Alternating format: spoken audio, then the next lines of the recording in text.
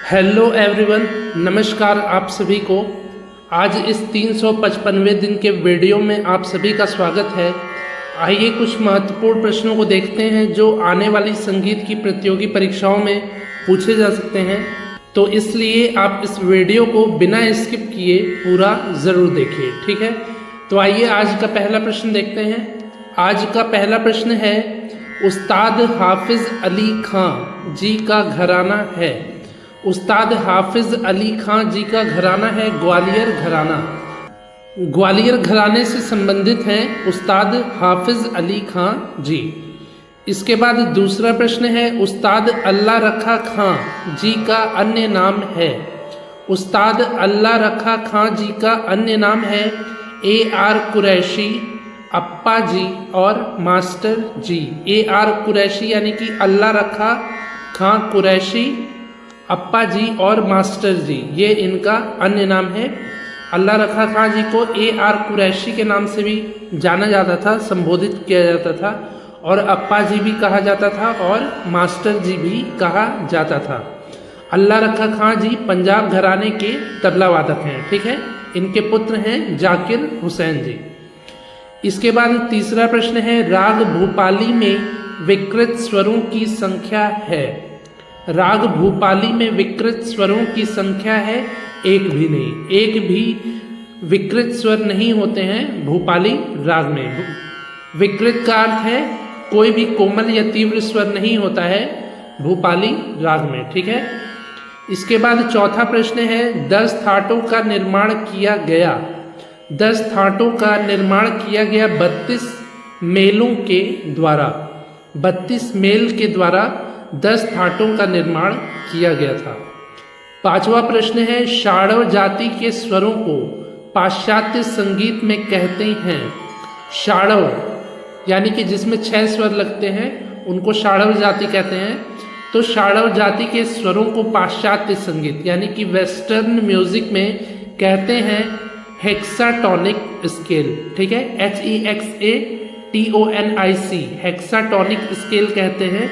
ये मैंने हिंदी में लिख दिया है इसको, तो आप इंग्लिश में भी लिख सकते हैं या हिंदी में भी लिख सकते हैं। तो शाड़व जाति के स्वरों को पाश्चात्य संगीत में, वेस्टर्न म्यूजिक में हेक्साटोनिक स्केल कहते हैं। छठवां प्रश्न है, औडव जाति के स्वरों को पाश्चात्य संगीत में कहते हैं। औडव जाति के स्वरों को पाश्चात्य संगीत में कहते हैं पेंटाटोनिक स्केल। पेंटाटोनिक यानी कि 5 स्वरों के जाति को पाश्चात्य संगीत में कहते हैं पेंटाटोनिक स्केल। सातवां प्रश्न है, संपूर्ण जाति के स्वरों को पाश्चात्य संगीत में कहते हैं। संपूर्ण जाति यानी कि जिसमें 7 स्वरों का प्रयोग किया जाता है, तो ऐसे जाति के स्वरों को हेप्टाटोनिक स्केल कहते हैं, ठीक है। 7 स्वरों के प्रयोग होने वाली जाति के स्वरों को हेप्टाटोनिक स्केल कहा जाता है। शाड़व जाति के स्वरों को हेक्साटोनिक, औडव जाति के स्वरों को पेंटाटोनिक और संपूर्ण जाति के स्वरों को हेप्टाटोनिक स्केल कहते हैं पाश्चात्य संगीत में यानी कि वेस्टर्न म्यूजिक में।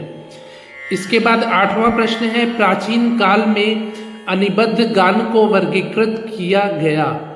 प्राचीन काल में अनिबद्ध गान को वर्गीकृत किया गया 4 भागों में, जो है रागालाप, रूपकालाप, आलप्ति गान और स्वस्थान नियम। रागालाप, रूपकालाप, आलप्ति गान और स्वस्थान नियम, ये 4 भाग हैं जिनको प्राचीन काल में अनिबद्ध गान की श्रेणी में रखा गया या वर्गीकृत किया गया, ठीक है। 9वां प्रश्न है, प्राचीन काल में निबद्ध गान को वर्गीकृत किया गया। प्राचीन काल में निबद्ध गान को वर्गीकृत किया गया 3 भागों में।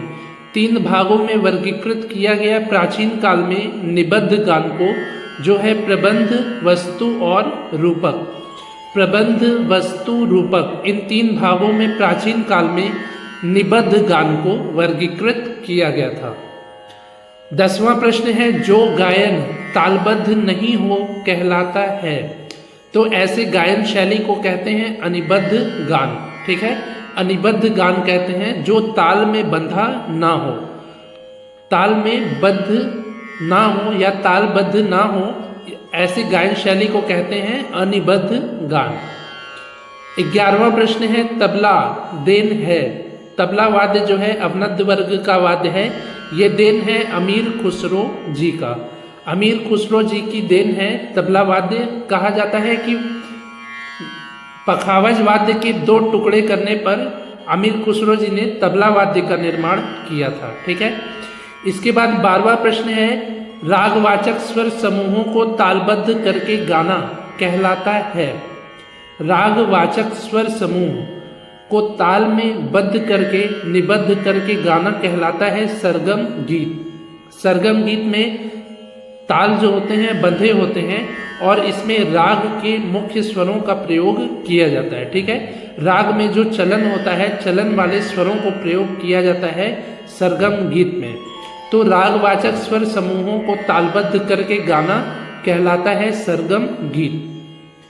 इसके बाद 13वां प्रश्न है पंडित भीमसेन जोशी जी का घराना है। पंडित भीमसेन जोशी जी जो कि भारत रत्न से सम्मानित हैं, इनका घराना है किराना घराना।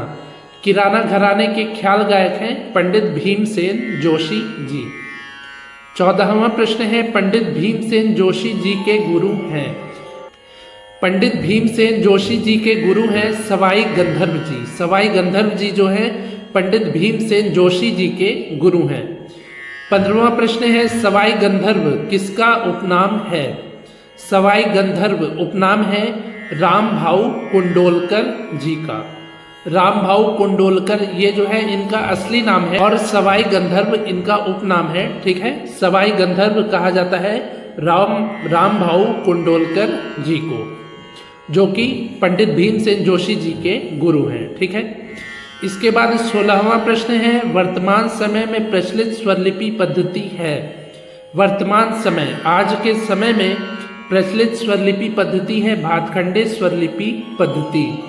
भातखंडे स्वरलिपि पद्धति जो है वर्तमान समय की प्रचलित स्वरलिपि पद्धति है। इसके बाद अगला प्रश्न है धातु और मातु का अर्थ है। धातु और मातु का अर्थ है स्वर रचना और गीत रचना। धातु का अर्थ है स्वर रचना और मातु का अर्थ है गीत रचना। ठीक है। धातु और मातु का अर्थ है स्वर रचना और गीत रचना। 18वां प्रश्न है वाग्यकार वह है जो। वाग्यकार कौन होते हैं। जो गीत रचना करे, स्वर रचना करे, निपुणता से गा सके, अर्थात धातु और मातु का ज्ञान रखता हो, तो ऐसे व्यक्ति को, ऐसे गायकों को वाग्यकार कहा जाता है। जो गीतों की रचना करे, स्वर रचना करे, निपुणता से गा सके, अर्थात धातु और मातु का ज्ञान रखने वाला हो, उसको वाग्यकार कहेंगे। ठीक है।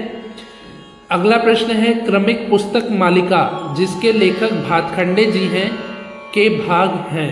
क्रमिक पुस्तक मालिका के 6 भाग हैं जिसके लेखक हैं पंडित विष्णु नारायण भातखंडे जी। 20वां प्रश्न है क्रमिक पुस्तक मालिका में उल्लेख है। क्रमिक पुस्तक मालिका में उल्लेख है रागों की बंदिशों का और उसकी स्वरलिपियों का। ठीक है। रागों की बंदिशों और स्वरलिपियों का उल्लेख है क्रमिक पुस्तक मालिका में, जिसके लेखक हैं विष्णु नारायण भातखंडे जी। तो ये हो गए आज के 20 महत्वपूर्ण प्रश्न। मुझे उम्मीद है कि आपको ये प्रश्न अच्छे से समझ में आए होंगे। यदि समझ में आए हों तो आप इस वीडियो को लाइक करिए, शेयर करिए अपने दोस्तों से जो म्यूज़िक सीखना चाहते हैं, जो प्रतियोगी परीक्षाओं की तैयारी कर रहे हैं, आप उनसे शेयर भी ज़रूर करिए। ठीक है। आज ये 355वें दिन का वीडियो है। इसके पहले मैंने 354 वीडियोज़ को बनाया है जिसके प्लेलिस्ट का लिंक नीचे डिस्क्रिप्शन में है। यदि आपने अभी तक उन महत्वपूर्ण वीडियोज़ को नहीं देखा है तो अवश्य ही देख लीजिए, जिससे कि आपके आने वाले प्रतियोगी परीक्षाओं की और भी अच्छे से तैयारी हो पाए। ठीक है। तो मिलते हैं ऐसे ही अगले 356वें दिन के वीडियो में। तब तक के लिए नमस्कार, धन्यवाद।